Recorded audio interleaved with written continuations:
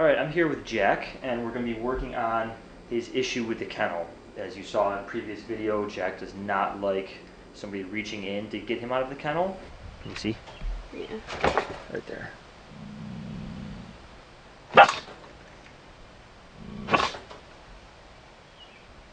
And if you see Jack, can you zoom in on Jack really quick? It's pretty dark down there, but he hides in the back of the kennel. He doesn't want to come out. You having trouble zooming? Okay. You got it? Okay. So that's my trusty wife, Jesslyn, manning the camera that she doesn't usually man. Your trusty wife.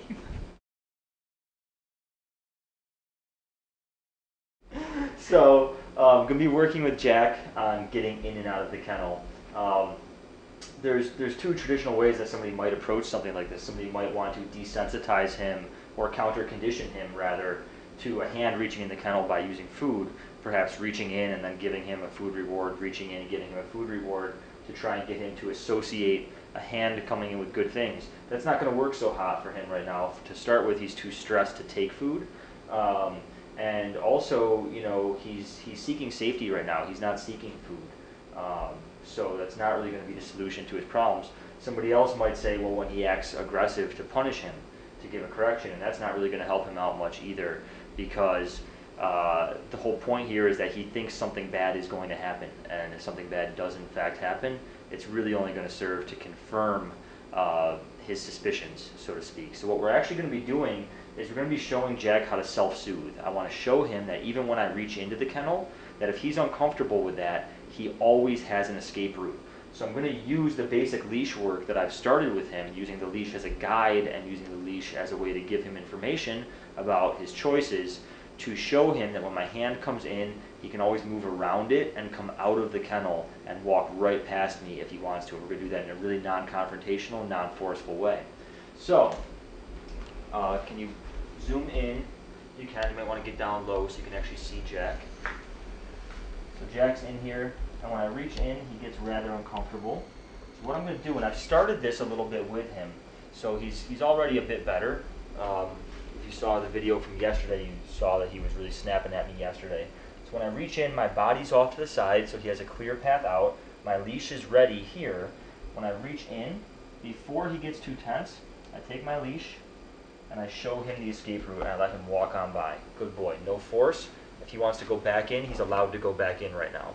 And we're going to do that with some repetition, but I do want a bit of time in between every repetition for him to be allowed to just feel the relief and feel that he actually averted any potential threat or any potential harm that he perceives, even though there really isn't any, by just walking away from me. That he doesn't need to growl, he doesn't need to snap at me, that none of those aggressive acts are actually necessary, that he always can walk away from conflict. This is really going to help him out in a few scenarios as he learns this. If he's ever cornered and there's people around, he's going to always learn how he can just move around and get himself to a more comfortable, safe place.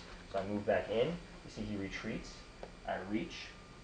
He's focusing on my hand, but then we guide him past. Good boy, Jack. Good.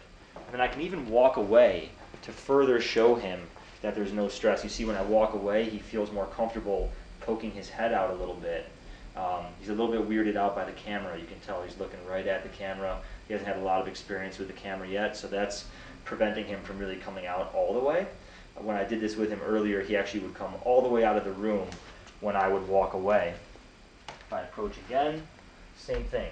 Off to the side, I want to make sure he has a clear path. I reach in as though I'm going to grab.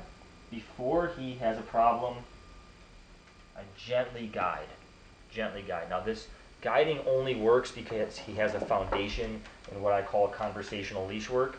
So he already has a foundation in understanding that the leash is not a conflict, the leash is a guide, the leash is a source of information and feedback for him. So when we're working with a dog in this type of a way, it's not always so much about reward and punishment as it is about guiding the dog and showing them how to exist more peacefully in their environment. And so we're going to do the same thing. I need to get my leash. And this time, just me getting the leash out. He walked out, which is fine. Good boy, Jack. Good. You see, he's starting to feel safer. Got a little kiss there, even. Okay? So he's learning right away that I'm not a threat, that I'm not here for any conflict. I'm not going to pressure him or push him. and that he always has a way out. One more time. He's a little tense again. And we guide. And he has his escape route. Good boy, Jack. This is going to take a lot of repetition for Jack to really understand that there's no need for aggression. His brain is so much conditioned to respond this way that it's not going to change overnight. I'm going to have to do this over and over and over again. But all these little small actions over time are really going to build into a dog who's more trusting. And what we're actually teaching him here is how to self-soothe. Okay? So he's learning how he can find safety for himself without having to act aggressively. So how to find safety for himself by more social type behaviors. Reach in, gentle, guide. Good. My body language has to come away from him also as he comes out of the kennel, so he sees that there's no threat, there's no confrontation. Good. And that's it. Lots of repetition of that, and this guy is going to gain a lot of confidence and a lot of security knowing that he can communicate in his environment. Alright, so we're back. It's been probably close to a week, or a little bit more than a week, since we last showed the beginning process of working with Jack in the kennel. And so I just want to show how far he's come and the progress that's been made. At this point, he's quite comfortable with me. He comes out of the kennel freely on his own, has no problem with me reaching into the kennel. So it's really become a non-issue at this point. If I open up the door, Jack freely walks right on out. No problems there. Jack, kennel. Come on. Come here, buddy. Haven't really done a kennel command, but he kind of just knows to go in. And then no issues there. As soon as I even approach, he can walk on out. He's happy. His tail's out. You can show Jack there wagging around, saying hi to the other pups behind the gate. He has no leash on now, no collar.